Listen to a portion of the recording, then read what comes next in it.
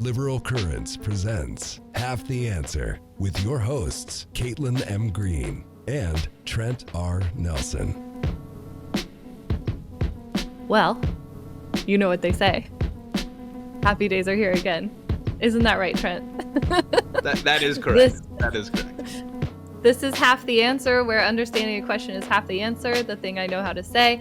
And I am your co-host, Caitlin M. Green, linguist, parent, Antifa super soldier, Soros paycheck recipient, and editor and author with Liberal Currents. And with me is, of course, Trent Nelson, historian, philosopher, Blackout Curtain owner, and also an editor and author with Liberal Currents. Trent, how are you today? I'm doing well. I'm waiting for the Soros bucks to come in. They must have misplaced my address. Yeah. Well, ain't that some shit? Well, Caitlin, what wonderful guests we've had recently. What wonderful guests we've had for all of our programs. I mean, holy cow. Holy cow. Well, today is no different. We've got a real gem for you. You know him just like we do. His name is Spencer Ackerman. He's a journalist and an author.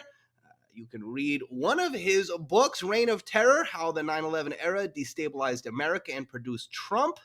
But you might also find him on a whole host of other places. Of course, we'll get into that across the episode. We're talking about national security here today, Caitlin, and would you believe it? That's in the hands of some people that maybe we shouldn't be trusting exactly. We'll talk to Spencer about that today and so much more. How are you today, sir? Doing well. How are you guys? Marvelous. Great. I think they should just let me do it. I think if I just handle national security, it'll be a lot better. I think, like, I'll pay like half attention to it, and then right. I think we'll be just wave people through. You look nice. It'll be better than what we currently have, me suspects. Well, Spencer, I love to give a good biography, but as Caitlin will tell you, I suffer. I'm not great at it. Can you give us a better one? Tell you that. That is true. She wouldn't. Could I'm you so give nice. us? Could you give us your background a little bit, sir? And then we're gonna jump right in. The question that we'll start out with is, what's going on right now? What's the current environment like? And then, like I said, we'll work back and then forward again. Sure. So my name's Spencer Ackerman. I've been, for most of the war on terror, a journalist covering that. That's taken me to Iraq, Afghanistan, Guantanamo Bay, a whole bunch of military bases, surface ships and submarines around the world. As well as I spent about a year and a half as part of the Pentagon Press Corps when I was working for Wired magazine. This is always going to be a little bit tacky to say out loud, but if you don't say it, no one will know it. I was part of a Pulitzer Prize winning team for the Edward Snowden NSA leaks. I won a National Magazine Award with Wired for exposing Islamophobic counterterrorism training inside the FBI. Won some other stuff for at the Guardian, exposing a police black site in Chicago called Home and Square that's open to this day, unfortunately. I'm also currently a newsletter writer, not on Substack, proud to not be on Substack. Nice. You can find my stuff at Forever Wars. That's forever-wars.com. I also have, in addition to my book writing, I've got a weird side career as a comic book writer. I spent a fair amount of 2024 and 2025 writing a run on Iron Man for Marvel. Might have some more stuff in the future doing That's that. awesome. I've got a graphic novel at DC Comics called Waller vs. Wildstorm, which is a spy thriller set in the late Cold War with superheroes. And next year, Penguin is going to publish a book that I'm finishing up right now and I'm very excited about. It's a harrowing father and son story about the war on terror. This is a true story in which the son joins Al-Qaeda after 9/11 and becomes one of the people that the U.S. tortures the worst in the CIA black sites in the most secretive part of Guantanamo Bay. he ends up making a cooperation agreement with the U.S. government, and that's why he's free today. And it's also the story of his father, who tried extremely hard for his son not to go down the path that he ultimately went down, and then lived out what I think is safe to say every parent's nightmare, as well as coming under investigation himself by the FBI. So that book is called The Torture and Deliverance of Majid Khan, and it'll be out in 2026. That sounds Absolutely. amazing. Yeah, thank you for all your hard work, sir. That's brilliant. I love that there's somebody doing Iron Man that like has as much knowledge as you about like national security and international affairs, because he's Right. it's like been a part of his story for a long time. So hopefully you can Well, bring that to bear. the first graphic novel, which is called The Stark Roxxon War, is out right now. That's the collection of the first 5 issues. That's 2 stories. And then by December 12th, so right in time for the holidays, is another edition of Iron Man, the last 5 issues of the run, which is called The Insurgent Iron Man, which is a story about Iron Man sponsoring a terrorist group to overthrow Dr. Doom. Oh my God. What's he, Ronald Reagan? But in any event, sir, well, that is absolutely brilliant. Well, you'll be right in time for my birthday if anyone wants to get me all of Spencer's stuff. December is a good month to do that. Well, sir, okay. What is America going through right now? What's the national security scene like right now? I mean, I know it's a lot to unpack, but we've got time. And of course, this sort of will open us up to ask the question, well, how did we get here? And of course, talking to somebody who's been covering it for the whole war on terror, that seems like a good place to start. So what's the word with American national security right now, sir? So I take this in a couple different directions. Probably none of them coincide too firmly with the dominant interpretations of these things. But as we discuss this, the largest aircraft carrier in the world, the USS Gerald Ford, along with her strike group, has entered the Caribbean, the waters near Venezuela, Colombia, Trinidad and Tobago, for that matter. I'm just listing the places where the United States has illegally murdered fishermen claimed to be drug dealers. It wouldn't be legal if they actually were drug dealers to summarily execute them in international waters, but that's nevertheless what the United States has been doing for the past several weeks. And now that the Ford is on scene and its presence will be time limited, the United States has a massive military buildup, mostly staged not just from the Ford, but from Puerto Rico, aimed at overthrowing the government of Nicolas Maduro in Venezuela, quite possibly taking action against the left-wing government of Gustavo Petro in Colombia. And otherwise, we look to be speedrunning the buildup to the 2003 invasion of Iraq in real time. Whatever the president ultimately decides, this will be an illegal armed conflict. The officers aboard the Ford, just like the officers aboard prior vessels that have taken lethal action in this area, are showing themselves willing to execute illegal orders. I think that's something that, while we should first and foremost be focused on the safety and survival of the people of Venezuela, Colombia, Trinidad and Tobago, and elsewhere, we also have to keep an eye on what this now means for civil-military relations. We can talk a whole lot about that prior, but this is yet another institution that is meeting the U.S. military that's showing it will collaborate, it will cooperate with Donald Trump with orders as blatantly illegal as this one, much like the military had in Iraq, where at least, I mean, I don't want to overpraise this. We absolutely do not have to hand it to George W. Bush and the congressional Democrats at the time. But there was a congressional vote to invade Iraq. This was, again, not something to praise or to emulate. We can talk about the contortions that people like Joe Biden put himself into to vote for that. Right. But nevertheless, it did in fact exist. Nothing like that exists. Here, the president has decided that the lesson of how all of this unfolded during the war on terror just means you cut out the congressional middleman, and it doesn't matter what the Constitution has to say about where the power to declare war and raise armies and navies is invested in. So that is probably the right now premier imminent military conflict that the United States is getting into, while at the same time the United States has since October 7th, 2023, actively materially sponsored the Israeli genocide of the Palestinians in Gaza.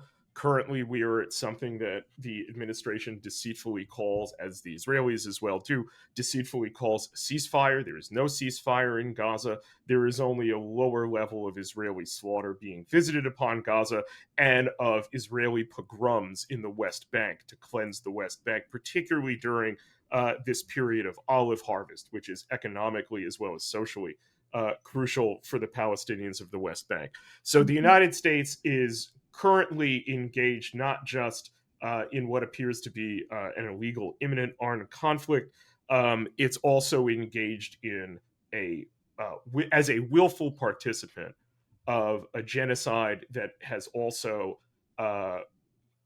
branched out into a regional war that is in something of a period of I hate to say calm, but less inflamed than it was in 2024. We should remember, however, that it appeared from the outside before October 7th, especially and infamously to people like Biden National Security Advisor Jake Sullivan, that you would have said the same thing about Israel-Palestine right before October 7th. So we really have been extremely terrible about learning many historical lessons, but particularly the lesson about the difference between peace, calm, and stability.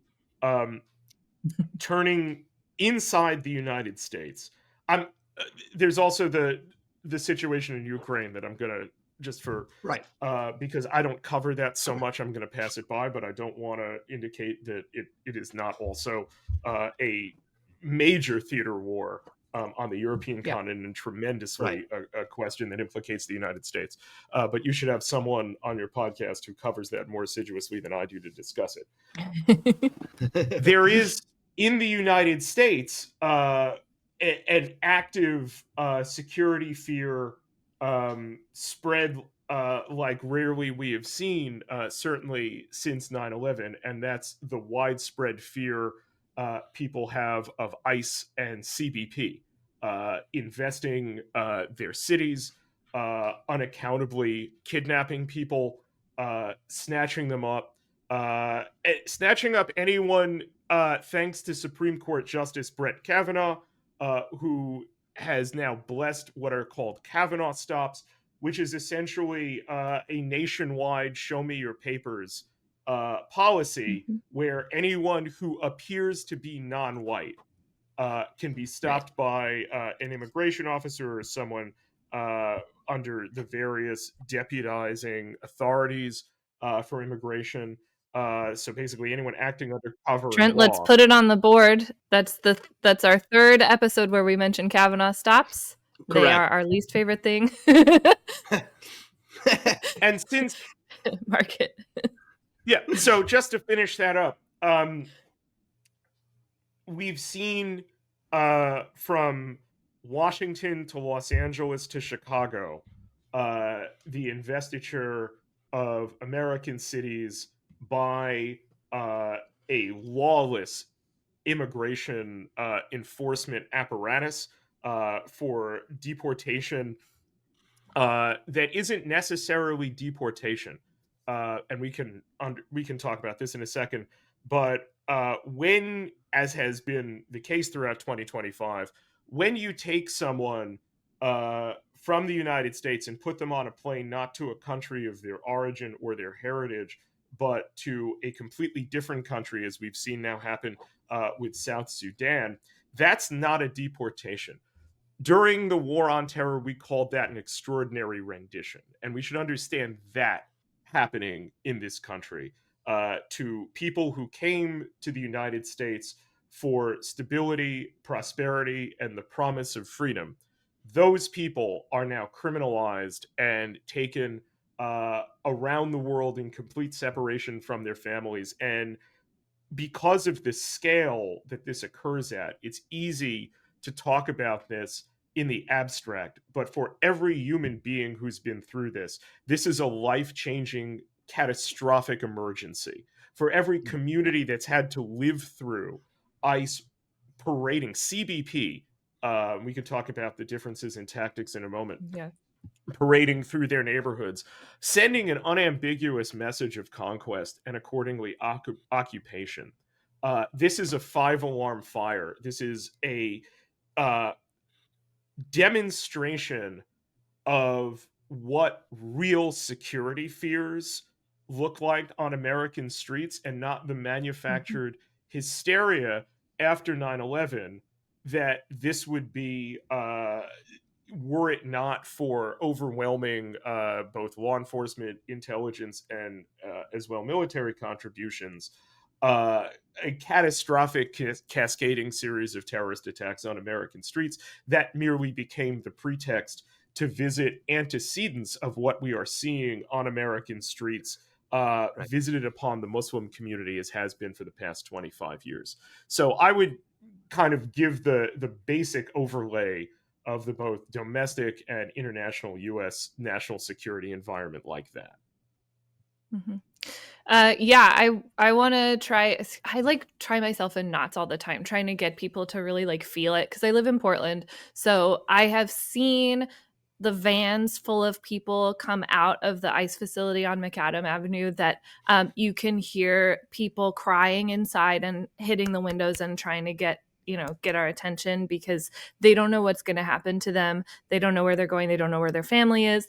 They are absolutely just terrified. And it really makes you feel sick in your stomach to hear that and see that. And then the other thing that, I was just at a wedding. It was very wonderful. But one of the topics of conversation, some of the people who were at the wedding live in Washington, D.C., and one of them showed me pictures that he took from the time that he saw a delivery driver get tackled for no reason by HSI, Homeland Security Investigations. And the look in his eyes, like he was traumatized from having seen that happen in front of his face. It is so inhuman what is happening. And for the cities that are targeted, it's unavoidable. Like the way that they are terrorizing our communities is just out of control. Now, I also just want to keep in mind that we must also recognize that this is a component of class war. The people who are being taken, particularly as we saw in Los Angeles, I didn't mean to leave out Portland. Thank you for the corrective. In Los Angeles and Chicago, very often are day laborers. We saw in Chicago, they ran into a daycare center to take out a daycare teacher. These are the people who, not a few years ago, during the height of lockdown, we were calling essential workers, which is also say essential a way workers. of Yeah. That's right. It's easy in the coverage to lose out on this point, but this is an element of class conflict. This is class war being literalized before our very eyes in a way that should render itself unavoidable to our gaze, even though it doesn't often play out that way in the media. Yeah, you can tell because they won't leave Home Depots and construction sites alone, and daycares and schools. All these schools that we've had 2 different schools in this area. Well, we had one shut down for the day because there was just so much activity. They were like posted up outside the parking lot and in the parking lot. And then yesterday, a call went out about or 2 days ago about Menlo Park Elementary, which is in Portland. Saying like, we're getting stalked by ICE.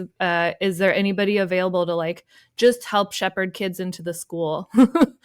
Right. Right. We saw in Chicago CBP adopt, and I want to talk about this in a second. We Please. saw CBP adopt a tactic familiar from the Afghanistan war known as night raids, whereby they rappel out of a helicopter, storm a building, take everyone in that building into custody, smash everything inside, and consider that a righteous operation and portray it to the community as a righteous operation. Days afterwards, so you had people simply unlucky enough to live in the same building as a CBP target, if we're even willing to entertain the idea that this was a quote-unquote targeted operation to begin with, or the point wasn't essentially a counterinsurgency point that we saw in Iraq and Afghanistan, which is simply to demonstrate dominance over the community. Right. Right. Yeah. In Gresham, they surrounded a woman's apartment while she was with her baby, yelled a guy's name she'd never heard in her life, and then broke in and gave her conflicting instructions because they were like, don't move, put your hands up, come outside. And they just kept going between those things. And then they ultimately just like grabbed whoever they could and ran out.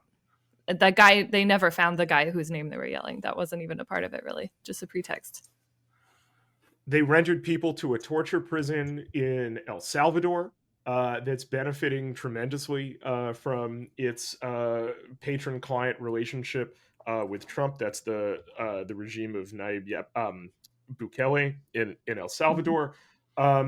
We've seen particularly not just from that prison, but from that prison as well, which describes itself as a counterterrorism prison, but also from ICE facilities, almost all of which are operated for profit. We've seen horrific reports of sexual assault all throughout the ICE apparatus of detentions. And I would ask people to recall that when the point is to demonstrate to the community dominance and enjoys upon itself legal impunity, whether it's the history of Iraq, the history of the Iraq War, the Afghanistan War, mass incarceration in the United States, or the Homeland Security apparatus in the United States, sexual violence is ever present. Once they get away with it, they'll do it again. They'll find more creative and more sadistic ways to inflict sexual assault onto people in their custody.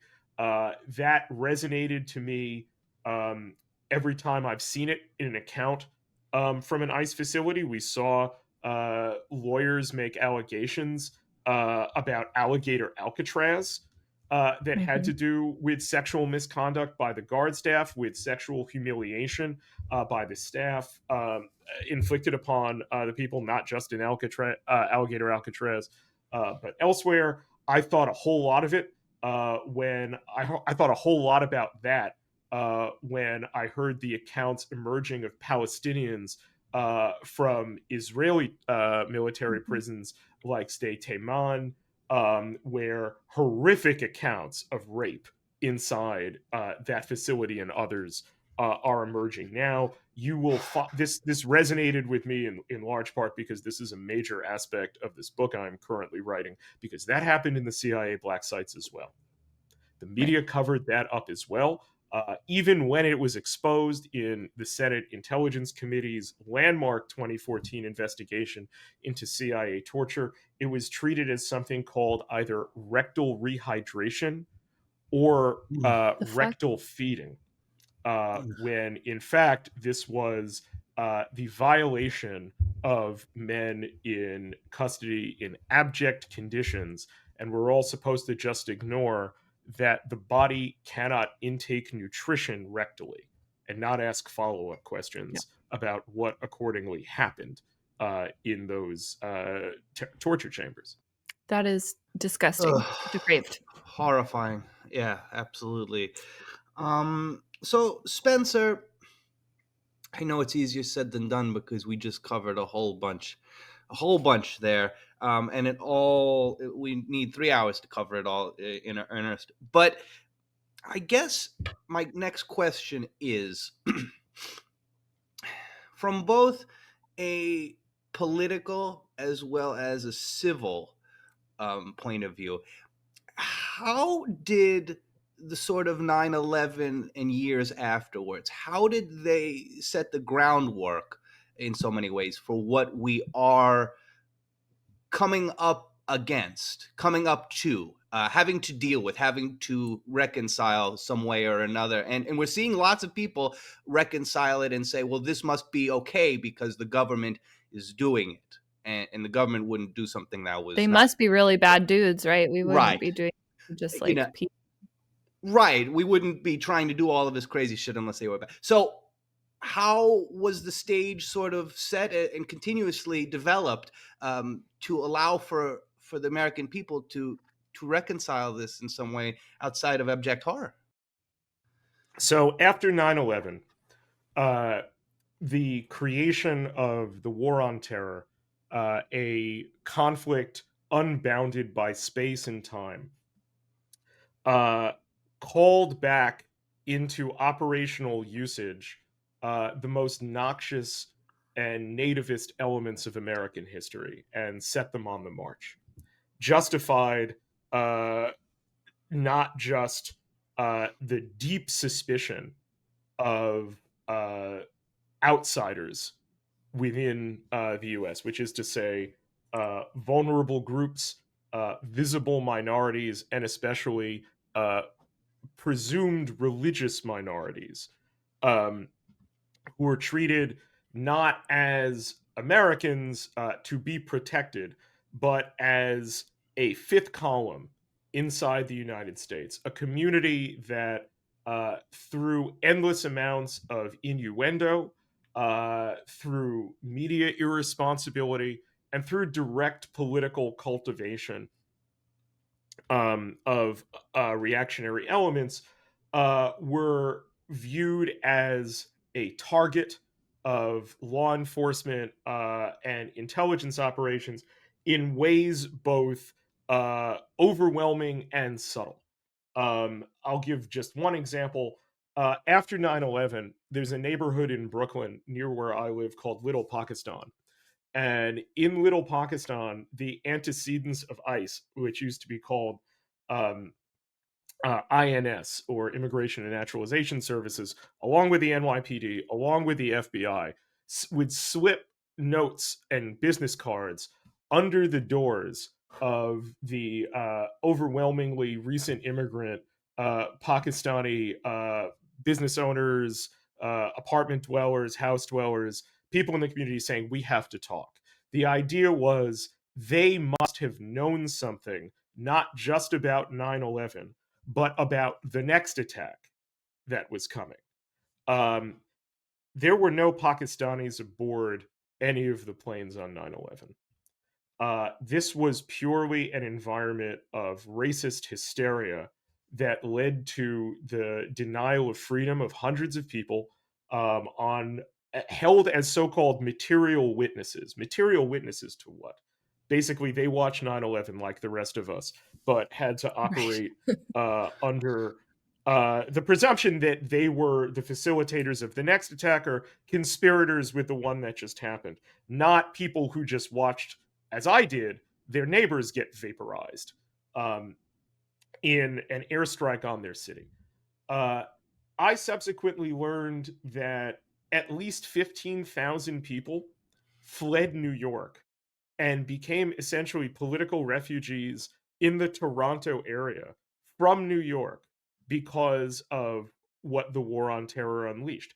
Eventually, this would allow for first former and then seconded CIA employees to advise the NYPD into creating what was known as the Rakers Unit. We only learned about this from investigative journalism several years into operations and even after the fact. Basically, the NYPD became a secret police in Muslim neighborhoods, treated with all the political cover necessary from the elected officials of New York and from the higher ups in the federal government, the Bush administration above them, to hunt Muslims in the United States, but in particular in New York. Eventually, this became so absurd that it would be revealed that the NYPD had undercover officers accompanying a Muslim student group on a whitewater rafting trip in I believe upstate New York. It was that level of secret police operations. From a political level, well, from an institutional level, the war on terror also created the institutions and apparats and authorities that we see menacing Americans, particularly the Department of Homeland Security, which didn't exist before 9/11. It's important to keep pointing that out. This is a recent creation that can be uncreated if political will becomes overwhelming for doing so. The Department of Homeland Security was a creation not of George W. Bush, but primarily of centrist Democrats and allied centrist Republicans who were trying to enjoy some of the overwhelming political benefit that George W. Bush at the time was receiving in the traumatized aftermath of 9/11. It's impossible to remember this now, given that we're so far after the fact, but the President of the United States, for the better part of 18 months, had approval ratings north of 70%. Why do I mention that? I mention that because the war on terror, for frankly, it seems brief now, but when you lived through it, was a very extensive political moment, was an overwhelming political benefit to those who wielded it.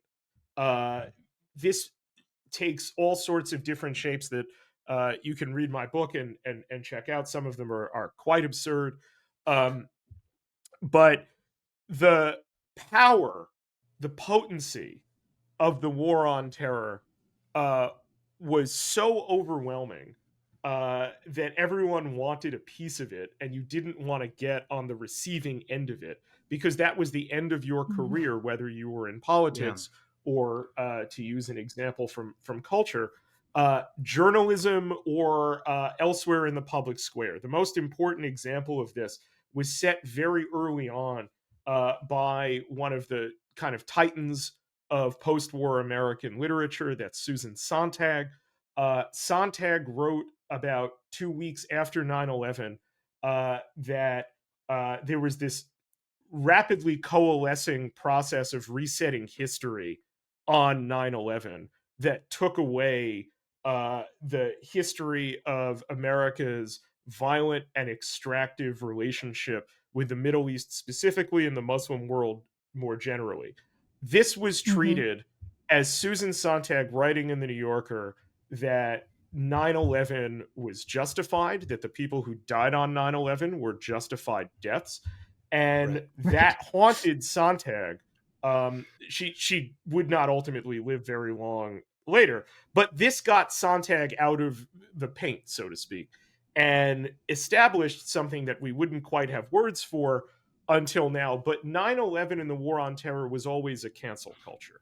The idea was that you could use it as this reactionary cudgel against people who wanted to apply lessons of American history that showed that these kinds of imperial operations of the sort that America, as the last remaining global superpower, typically invites. That's not to say justifies, because the people who die are never the ones who actually made these decisions or meaningfully impact those decisions, but they bear the consequences of American foreign policy. They bear the consequences of American imperialism. And what we're really talking about is that they bear the consequences of the imperatives of capital. All of that gets pushed out of the picture to call those people who would be bringing that critique to bear precisely in the service of trying to save lives, both in the United States and amongst the United States and its allies' traditional victims, as justifications for terrorism. So none of that was considered respectable, and so much of American political, journalistic, and intellectual power structures immediately cooperated with that line. So this facilitates immigration being taken out of a context of making new Americans. There was already a nativist backlash that existed in the 90s, that exists throughout American history, but now that has a counterterrorism element to it. It's treated as protecting the borders, and eventually this would become expelling the quote unquote illegal people. I hate that term. We're talking about people who are committing a civil and not criminal offense by either not having papers or overstaying the papers that they have for whatever reasons, as terrorists, with funding structures and incentive structures accordingly set to combat a problem that is now treated as an existential threat to the United States. This creates also an apparatus of detention, where the bottom line basically is that if you are considered a combatant in the war on terror, there's no superstructure of rights, whether domestic or international, that limits the prerogatives that your American jailers can visit upon you. Very rapidly in that process, sexual assault takes hold inside the various military and intelligence apparatus that maintains those prisons.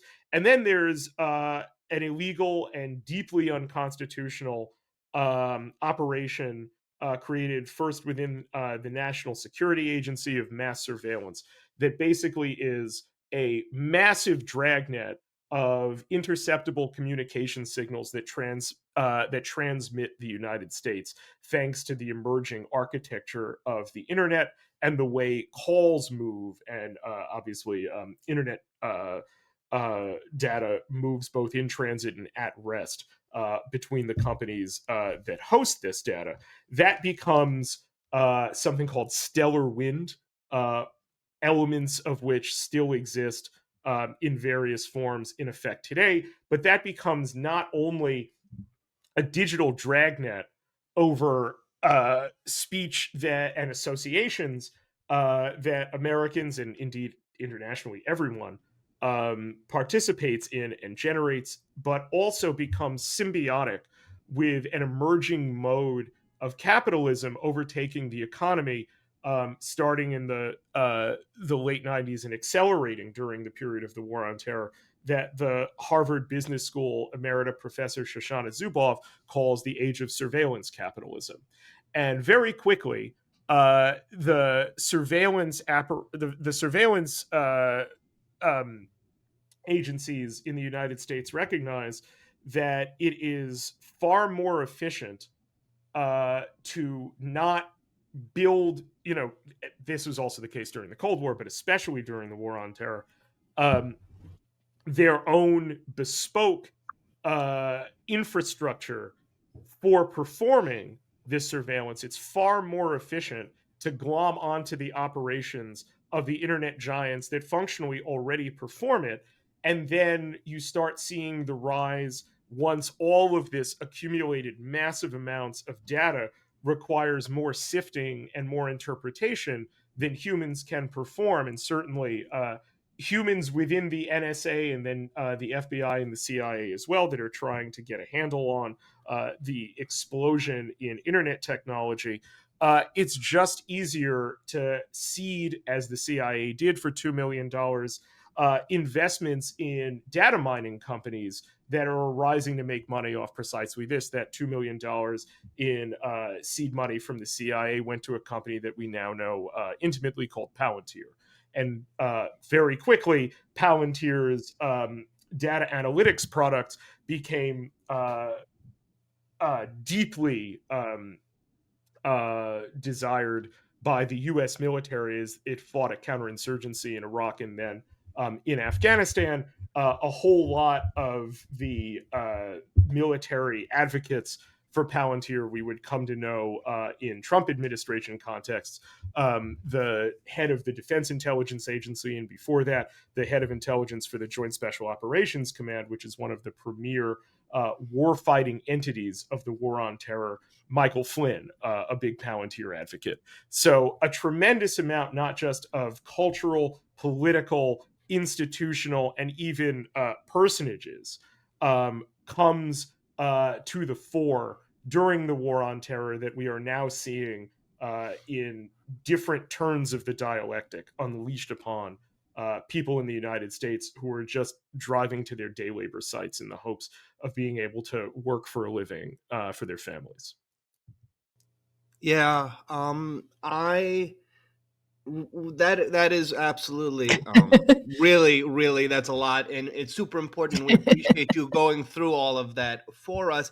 I'm sort of struck, and of course, your view on this would be definitely desirable. I remember when after 9/11,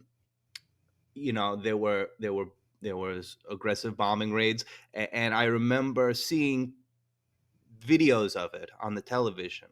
And I remember people cheering. I remember people cheering at buildings with people and families in them You being mean blown out. those like night vision videos that we would Yeah. get of like, Yes. yeah. Yes. I remember those. Trent and I were both tiny children at this time, so we do need your help with this. Yeah, We're so young. I guess I was 11 or 12. Yeah. Yeah. And Caitlin was 14 or 15. And so I remember this, and living now, I also have seen people cheering at the videos of the very things that we are talking in horror about. A daycare worker being tackled and dragged out in front of her children, mass atrocities. People come to the ICE facility to tell us that they're really excited about how ICE is like cleaning up our town, and Right. Is it fair to say that that many of those points that you mentioned, to some degree, softened the American, or hardened, we might say, the American heart to supporting what in a different generation might have been considered, domestic crimes against civilians? I mean, there were so many crimes institutionally of the War on Terror that continue to this day, so you don't really have to choose between them. You saw the major difference between the War on Terror in its initial version and as it eventually reaches what I call a decadent phase in the second Obama term, and then when MAGA starts to take it over, is that, certainly during Trump's first election and then his first presidency, you saw a lot of elite outrage with sort of what I like to call the bad table manners racism, as opposed to the structural racism of the Trump people. How willing they were to, as like the ubiquitous phrase went, say the quiet part out loud. Just be like openly, violently racist in its rhetoric without feeling the need to conceal that. The difference between that and the origins of the War on Terror is all of those sentiments were there within the origin of the War on Terror, but they were given respectability. It was not all right to say, and this was something said by a congressman at the time that many people, basically, that like anyone wearing a turbine on their head, yes, not a turban, a turbine. It wouldn't have been cool if it was a turban, but he said turbine. Needs to be like put under special attention by the federal authorities. And a lot of people at the time were like, whoa, that's pretty racist, while also having no problem with building up precisely the structural institutions and passing the authorities that permitted exactly that sort of thing. The longer that persists unchallenged, unobstructed, or with only minor correctives put to it, the more that sentiment and its targeting implications is going to spread and be normalized and accelerate, or escalate, I should say, when pursued onto new targets, new potential enemies within. 9/11, no less than the way the right talks about immigration as an invasion, carries with it a tacit argument of American innocence and victimization. This is basically outgrowths of a foundational American ideology known as American exceptionalism, and it's basically white innocence applied globally. We see that certainly with we see the recrudescence of that certainly in how after October 7th, mainstream American, Israeli, and just Western generally understandings of the Israeli Palestine situation start not in 1948, not with the Balfour Declaration, not with the Nakba, Right. not with Israel's ongoing ethnic cleansing of historic Palestine, but after the attacks of October 7th. History restarted on 9/11. 9/11 got Americans accustomed to what a lot of people found shocking and horrifying when Trump started doing this, which was big and ostentatious lies that were more concerned with you going along with them than with you believing them. We saw that especially in the way that the Bush administration manipulated the intelligence on the war on the war in Iraq, the way it presented sheer fabrications as certainties to take as possibilities to take seriously that then coalesce in the minds of the public as just outright untruths.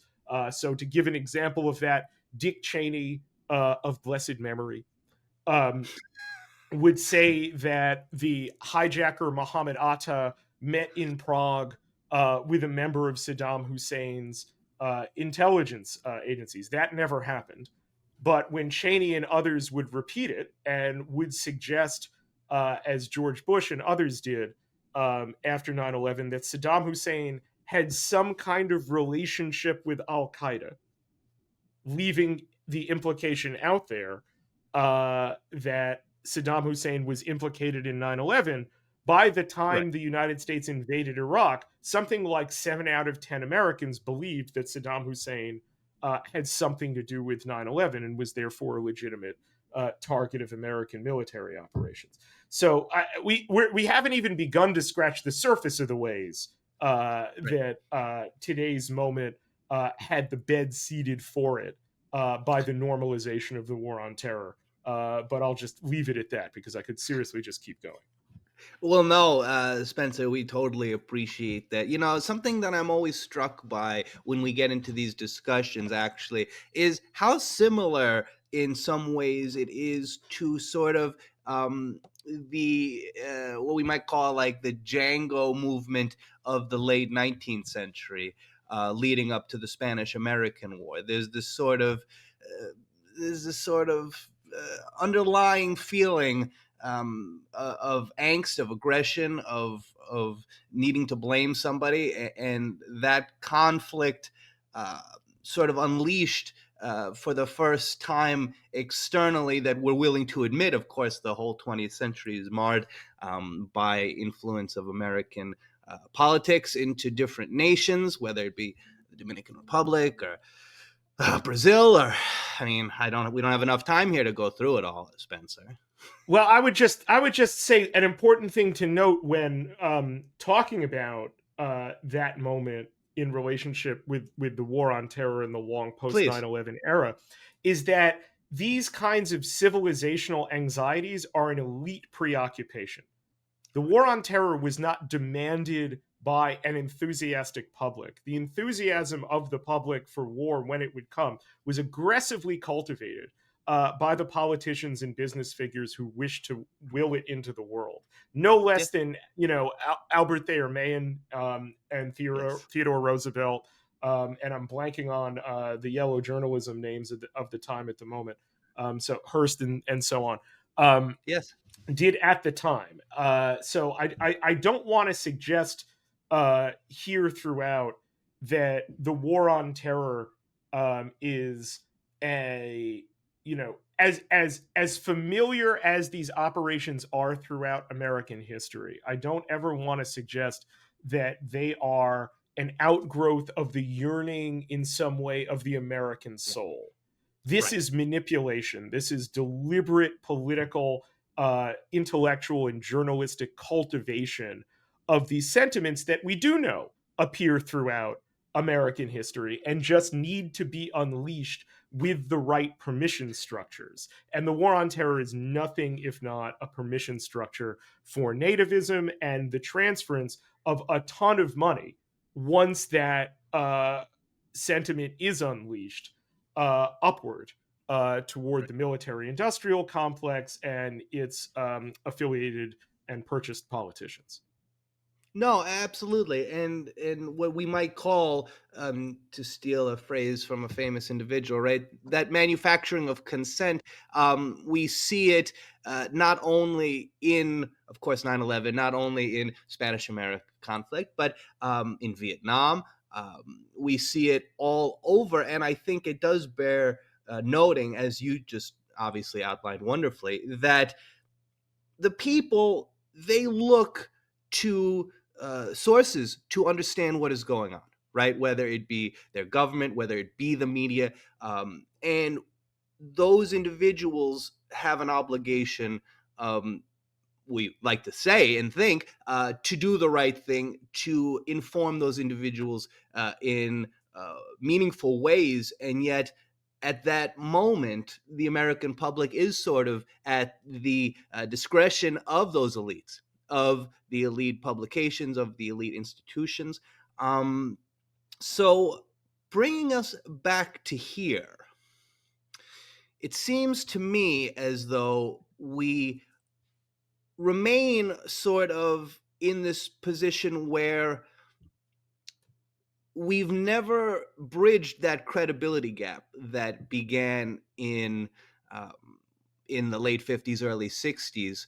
And yet we've come to a position where, despite not really believing that most politicians are telling us the truth, that all of these things that are going on right now are not bad. They are not violating the rights of individuals inside and outside the country. They are all warranted. What type of innovation, negative or positive, has to occur in your mind to sort of break the enchantment that so many lie under? That these are functionally okay things, that we can blow up drug dealers in the ocean, no big deal. We can arrest our neighbors, no big deal. What has to happen to flip the switch for certain folks? I would say one thing that we've seen that bears on that question is the explosion in resistance from everyday people when ICE and CBP have mobbed their communities. We've seen scared people, vulnerable people who feel vulnerable to ICE, just simply refuse to let the investiture of their cities by fascist thugs go unimpeded. In late October, ICE, thanks to a right-wing influencer, mobbed Canal Street in New York City, where I live, and very rapidly, random everyday people came out to make sure that the people that ICE were harassing were not taken from them. And very quickly, once those kinds of images circulate, I think people feel validated in the cognitive dissonance that they feel in being afraid of and disgusted by this intrusion upon their freedom, their safety, and their dignity. And the further that those images circulate, I think the more incendiary and inspiring amongst regular people the effect of that will be. You see thugs in plate carriers as if they are in danger of being shot, Right. grabbing the churro lady as she goes in 26 Federal Plaza to do what she's supposed to do and check in at immigration court. We see regular people standing up for one another. And that ultimately is the thing that, in ways both obvious, subtle, short-term, and long-term, represents the death knell of the war on terror. That people will not stand for this, that this is still a place that remembers a heritage of freedom, despite how manipulated, despite how desecrated that heritage has become by their leaders, by their employers, and by their law enforcement. No, and I think that is absolutely correct. And it is, as we note here on this program all the time, it is up to each individual. Maintaining a free society, it takes each individual putting in an effort. And it's not just the efforts of going through the political obligations that we all have, or that us that do not have civil disabilities possess, to be sure. But it takes something more. It takes caring for one another. It takes empathy. It takes love. It takes compassion. We've talked so much about the media and their role in portraying or not portraying. We spoke about elites sort of drumming up support for issues. I wonder, of course, we've seen with social media and with everybody having a computer, a video recorder, so many other things in their pockets at all times. We've seen, of course, there are bad faith actors who go on their TikTok or go on all of these things and marshal that, right, kicking people out is a positive thing. But do you think that because everybody has that camera, everyone has that ability to show what's actually going on, do you think that that has benefited our sort of realization that, oh, wait a minute, we're arresting people who are just doing their jobs like the rest of us, we're complicit in the genocide of people in Palestine, even though it's not being noted? What are your thoughts regarding all of that? I think if it didn't have that power, we wouldn't see the overwhelming media consolidation that we're seeing with Skydance purchasing Paramount and putting an unqualified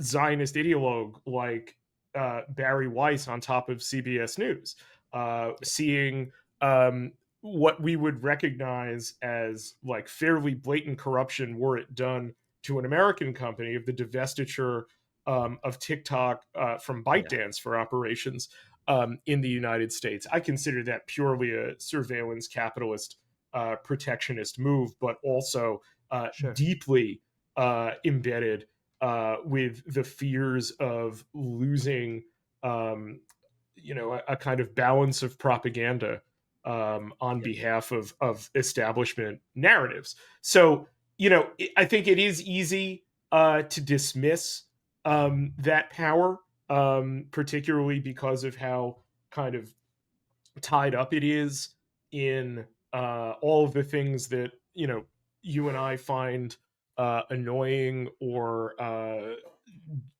difficult to swallow about social media. But the broader phenomenon's power is attested to by the fact that we are seeing such extraordinary media clampdown measures in the last year and a half to stop it from manifesting further. Right, and we can always tell when groups or institutions or peoples are afraid, are frightened. So, Spencer, well, we've gotten from the current time to 2001 to 1900 to 1960. We've been all over the place, sir, and certainly we appreciate your time and everything you've provided for us. Well, before we let you go, we often like to try to glean some positivity for our listeners, for ourselves. What can we do moving forward as it concerns various topics? As we're talking about national security, however, they do not answer our faxes, sir. They do not take our emails, so it is difficult for us to play that part like we might like to. What are some takeaways from what's going on right now? You mentioned sort of just in your last answer the fact that these kind of the death throes to some degree of this war on terror, of this era that began approximately 25 years ago. Well, does that mean that there might be some positives at some point moving forward? I live in New York City. We just elected a socialist Muslim mayor. I think this is a profound moment that shows the brittleness after 25 years of war on terror politics that can be smashed through. People often ask me, given the manifest lack of democracy where concerning foreign policy, what we can do to stop the war on terror. How does the war on terror end? And the answer I always give is organize. Right. Get to know your neighbors. Protect, especially now, your neighbors who are in vulnerable situations. The more time you spend getting to know the people you live amongst and learning how you can help them and they can help you, the more resilient you will be to situations of social collapse, whether artificially designed, as with ice coming through the area, or emerging organically through brain poisoning, through the reality fracture that social media can often engender. Talk to one another. We've lived too long in the United States in this situation of kind of forced atomization of the individual, in which we're supposed to see ourselves and maybe our nuclear families as islands within a great sea. That has only failed us.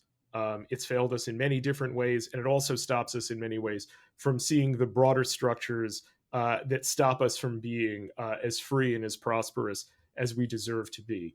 I would say, your mileage may vary with this. Join the Democratic Socialists of America. Get involved in building structures of power outside the existing ones that ultimately, through force of numbers and savvy strategy on behalf of the most vulnerable within the United States, can bring leverage to bear on those power structures such that they have to listen to us. You asked me, and those are my answers. No. I think that there's a lot there, Spencer, and it has been said over the course of human history. Before, probably the most famous person said it as well. Love thy neighbors as thyself. Right? The Hasidims had an expression once upon a time: "Mine and thine are for thee."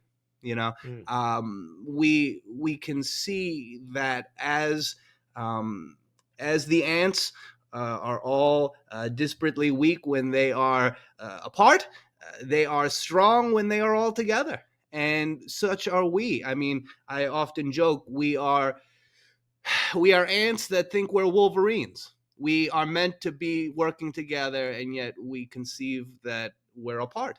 This is not good. We must care for each other, as was once said by Johnson in that Daisy Girl commercial, or we must die. And certainly, that's not as good as living together and supporting one another. And we definitely appreciate your answers today, sir. Spencer Ackerman, well, journalist, author, Reign of Terror, How the 9/11 Era Destabilized America and Produced Trump. So many other offerings across magazines, across publications, across time. You got another book in the works, almost out, relatively speaking. Before we let you go, can you remind all of our listeners where they can find all your stuff, where they can buy your work, where they can support you. And of course, if you want to let them know where they can join the DSA or anywhere else, you're more than welcome to add that too. Sure. So if you want to follow my journalism, please buy a subscription to my newsletter, Forever Wars. You can get that at forever-wars.com. I write a column for Zeteo, Mehdi Hassan's publication. You can also see me occasionally at The Nation as well, where I used to write a column. Iron Man Volume 1, The Stark Roxxon War, is available in trade paperback from all booksellers and comic shops, coming real soon, quite possibly by the time this episode airs, but certainly in its pre-order state, is Iron Man Volume 2, The Insurgent Iron Man. I would personally love it if you could get that from your local comic book store as opposed to Amazon. I'm not an official of DSA, but, you can just Google the Democratic Socialists of America, find a chapter near you, and join it.